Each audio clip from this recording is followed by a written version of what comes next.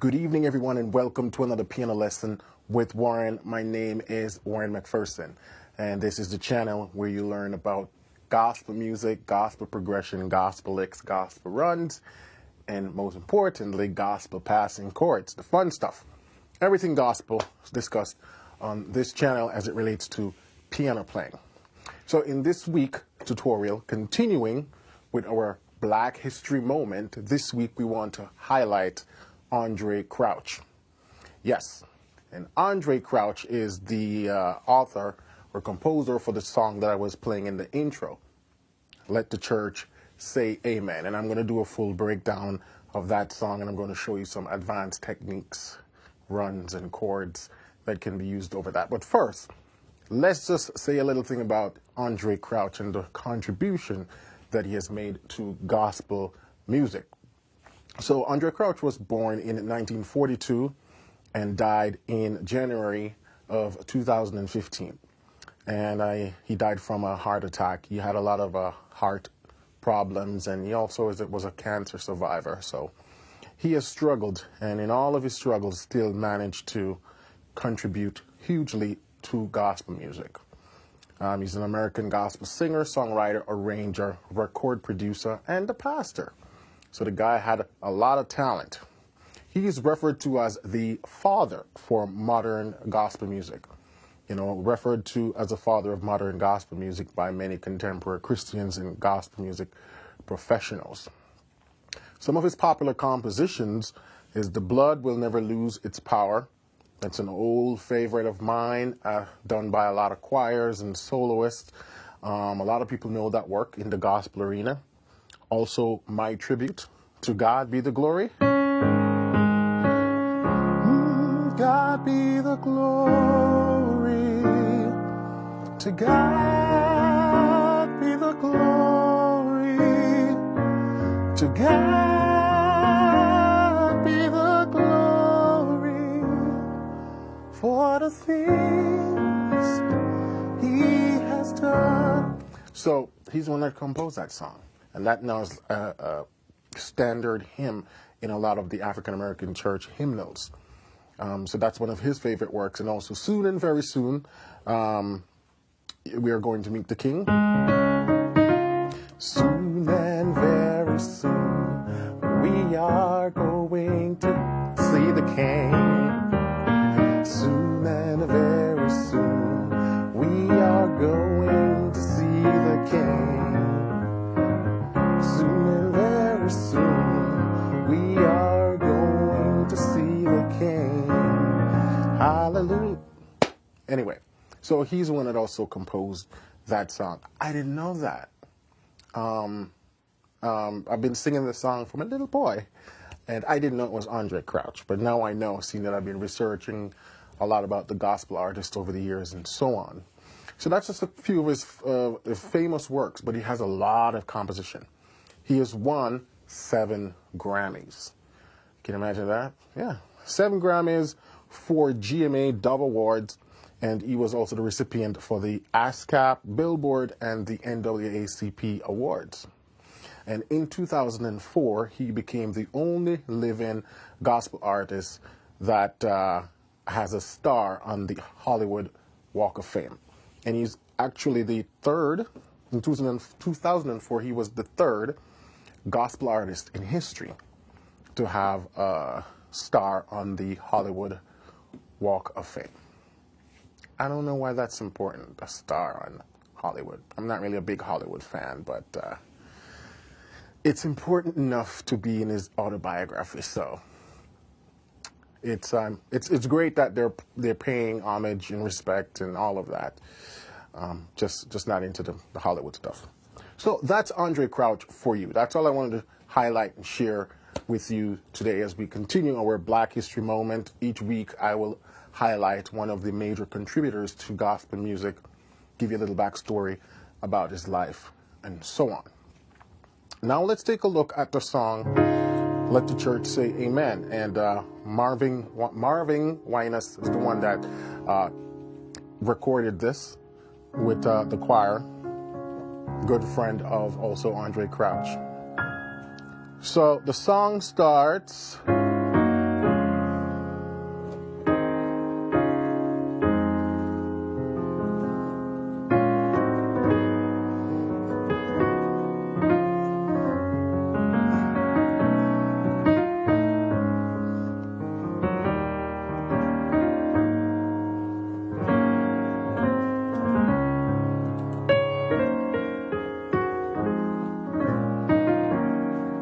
so on. So that was sort of like the introduction. But let me show you how they're harmonizing that melody, you know. Let the church say amen. Let the church say amen. God has spoken. Let the church say amen. It's a very simple melody, and they harmonize it cool this way. If you take a 1 chord in first inversion, and they go, so it's like going from a 1 in first inversion to a 2 in first inversion. I mean, a 1 in second inversion to a 2 in first inversion, and come back down to the 1 in first inversion. And so you have this. Then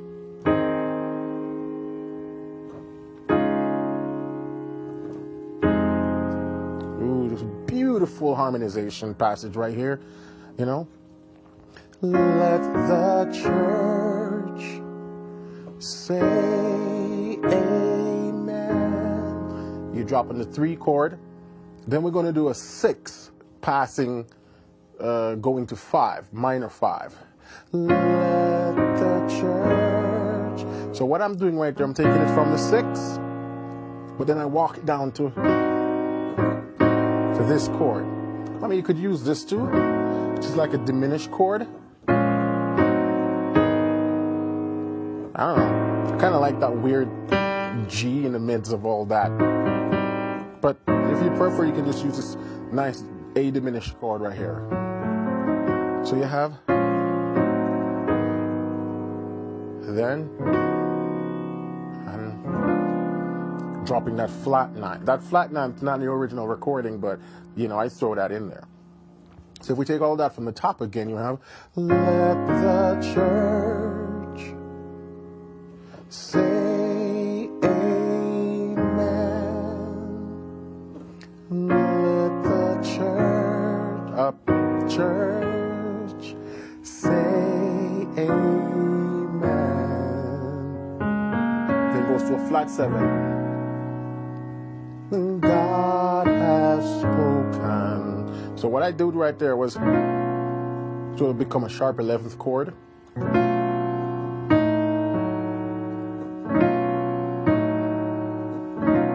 So from this,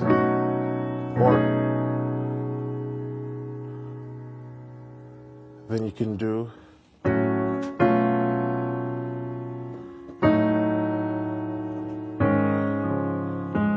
to the 2 and the 5, which is like a sus, 5/7 sus.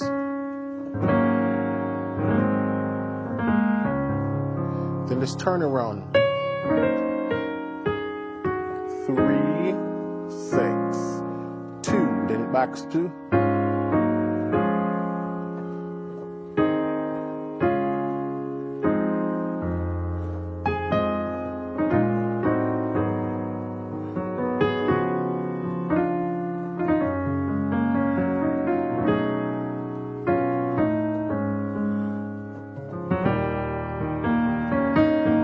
That's it.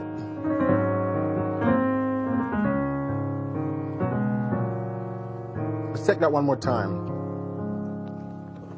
Let the church say amen.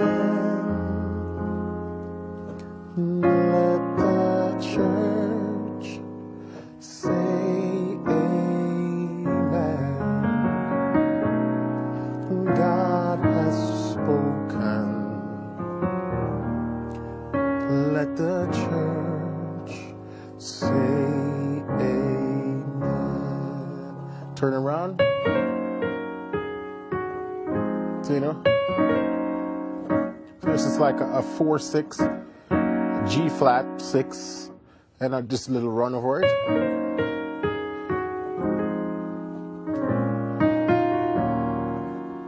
And then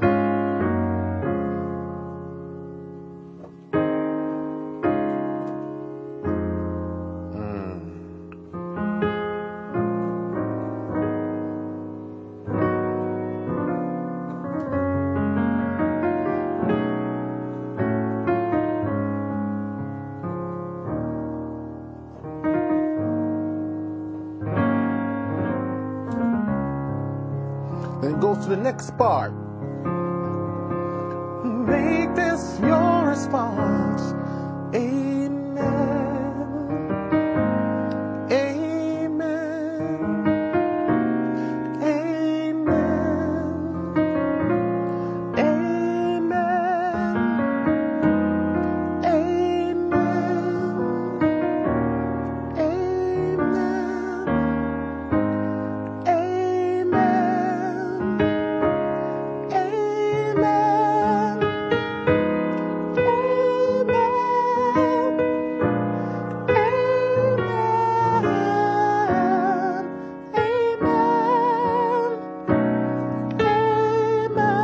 Amen. God has spoken, let the church say amen. So that part again, do a 2 to the 5, minor 9, 5, then amen, to the 2, 5, amen, then 7, 3, amen, 6, amen. Then it goes to, now this chord is a borrowed chord. It's not diatonic to the key of D flat major. It is F minor 7 flat 5. It is supposed to be a minor 7th. But Andre Crouch made it into a minor 7 flat 5. Now what is that? Where did this come from? Well, a minor 7 flat 5, if you want to think about the major key, if we just think about the makeup of the diatonic harmony for a major key, the one chord, if we just put 7s to them, 1 chord major 7th, 2 chord minor 7, 3 chord minor 7, 4 chord major 7, 5 chord dominant 7, 6 chord minor 7, and the 7th chord is where we get the minor 7 flat 5. So if Andre Crouch now introduced this F minor 7 flat 5 chord, that means it's the 7 of G flat. So he borrowed that chord from G flat major scale, which propels me now to think of it. So if you think about it as what we call a temporary tonicization of G flat major, then this chord becomes the 7 of G flat to the 3 of G flat to the 6 of G flat to the 4 of G flat. Then he introduced this A, which take us back to our key, the 1 chord to 5 in the bass. So you see how borrowed chords work in conjunction with the whole temporary tonicization? Because, you know, they start off, amen, secondary dominant, the 2 as a dominant 7 chord taking you to the 5, amen, then the 7, amen, 3, 6, amen, then just throwing that, amen. So from right here, you can think of it as the 7 of G flat to the 3 of G flat to the 6 of G flat, and then this diatonic now, this becomes like the secondary dominant for G flat, the 2, which takes me to the 5 of G flat, which is the original key. So you see how the ambiguity, how the harmonies are moving between keys. Then he goes back to that same chord, 7 of G flat, 3 of G flat, 6 of G flat, 4, 7 of G flat, because you throw in that dominant 7th chord, which wouldn't be a diatonic harmony in G flat. Back to original key. And the reason I'm going through all of this is because it's important to understand, once you see composers start throwing random chords in the song, and you go, how does he know that to use those chords? You know, you start to explore it from that perspective. You know, you take a step back and you go, okay, so this is how it all ties in together theoretically. Because I know a lot of you guys might say, how are you playing in the key of D flat and you're having all these other notes that doesn't belong to the key? How does it fit theoretically? And this is part of the process that I use to memorize songs. Once I know what's happening behind the curtains, then I can memorize it and keep it up here, and I never forget it. So I'm explaining this for you guys so that as you learn your songs, don't just try to memorize chords without any understanding of why they work. Once you understand the why, then everything else makes sense. Yeah? And the interesting thing about all of this is that the melody still stayed diatonically. Amen. Amen. Amen. Amen.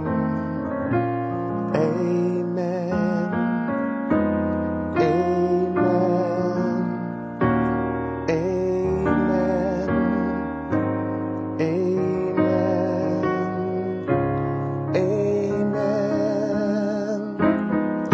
Amen. Nope. Amen. Amen. Amen. Amen. God has spoken. See?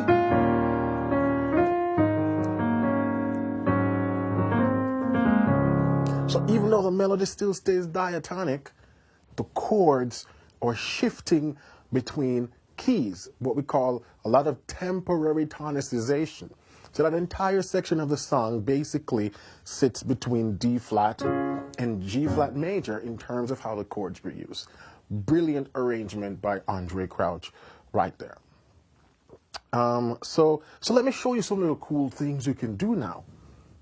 Towards the end of the song, they sort of loop the section. God has spoken, let the church say amen. Then they do it again. God has spoken, let the church say amen.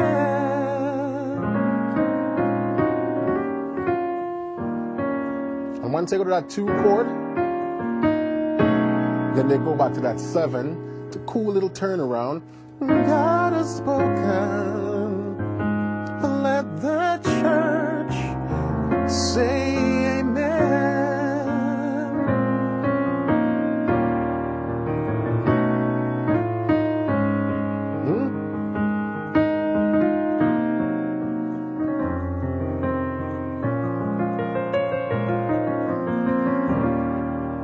See that little run you can do right there? God has spoken, let the church say amen. You know? And I'm just...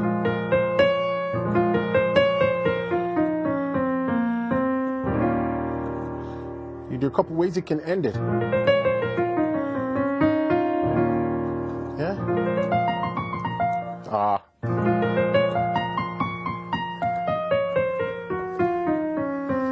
You know, it's just running the major scale. And you introduce that G. God has spoken, let the church say amen. Or you can do yeah, just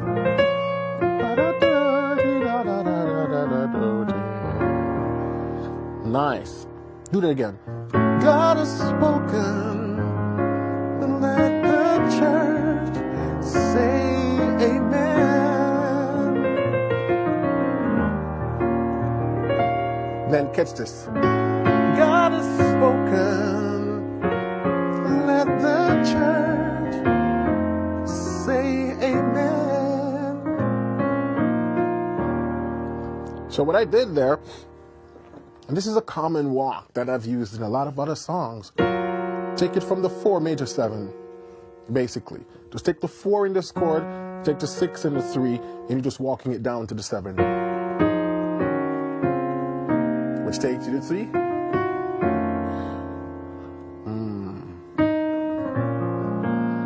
Then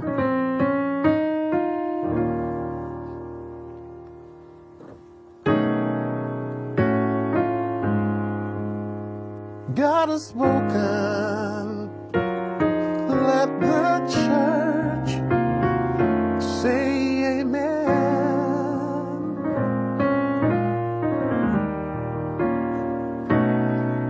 God has spoken. Catch this time now. Let the church say amen.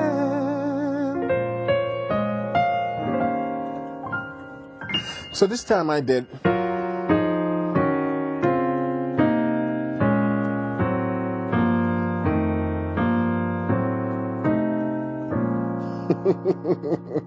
You know, just really extending all of that run. And in context, it goes, God has spoken, let the church say amen.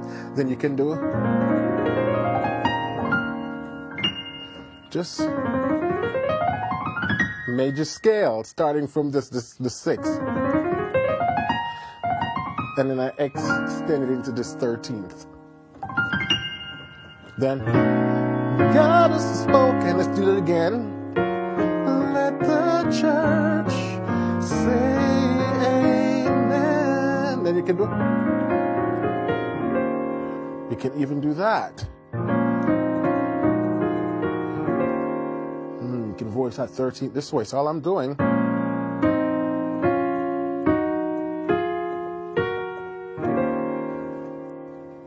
so from here,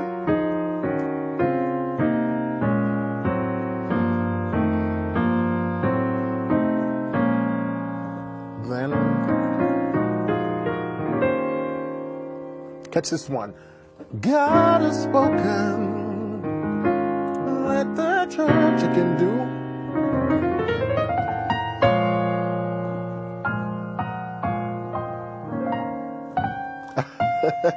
Let's do that one again. God has spoken, let the church.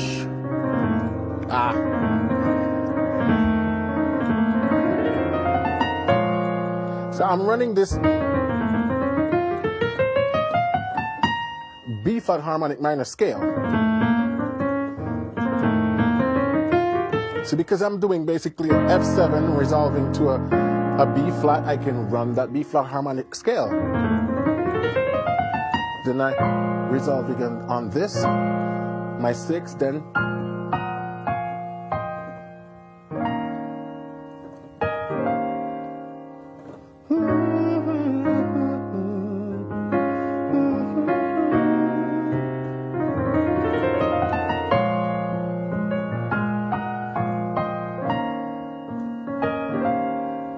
see? And I just do these chordal harmonies stocked right here.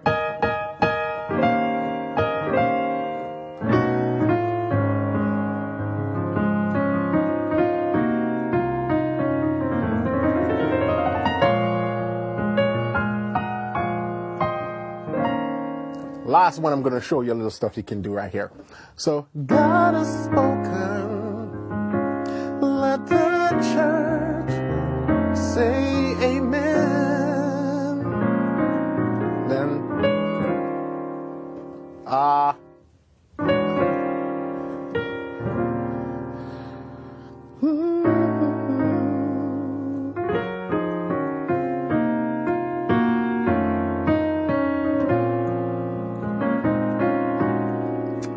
missing the time.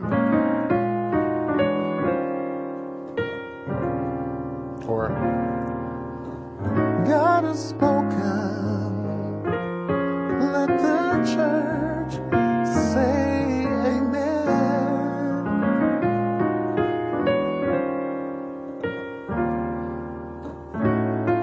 Yes, that's it.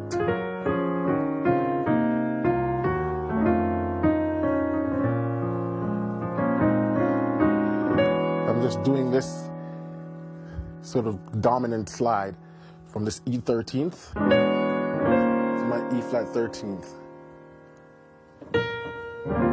Then I just sort of invert the chord and come down.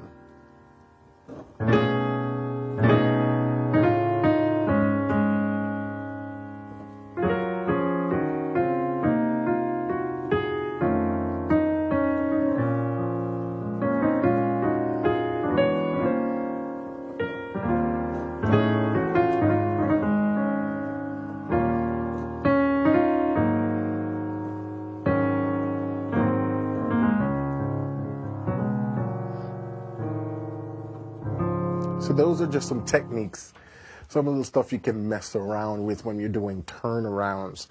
And I know in gospel churches, sometimes we just loop those endings, and that's when you can use some of those advanced moves. All right? So I want to thank you for watching. I hope this was very informative for you. If you're new to the channel, please give me a subscribe, a like, and be sure to hit that little notification bell, because every week, every Thursday, you can expect a tutorial from me talking about something about piano technique, song breakdown. And so to stay up to date, hit that subscribe button and the like, and also leave a comment in the comment section, because I would love to hear from you, hear your thoughts about the video and about your progress in piano. As always, over at pianolessonwithwarren.com is where the goodies are. If you're serious about taking your gospel piano playing to the next level, I have courses for all skill level. Especially, I have a lot of courses heavily around the intermediate, advanced skill level. And if you want to learn more about these passing chords that I'm using, go check out the 7 types of gospel passing chord course. That will give you enough information to last you a lifetime. All right? So until then, keep listening, keep singing, and keep practicing, because this is how you will truly become a skillful musician. And I will see you next week, same place, for another tutorial. Have a blessed one.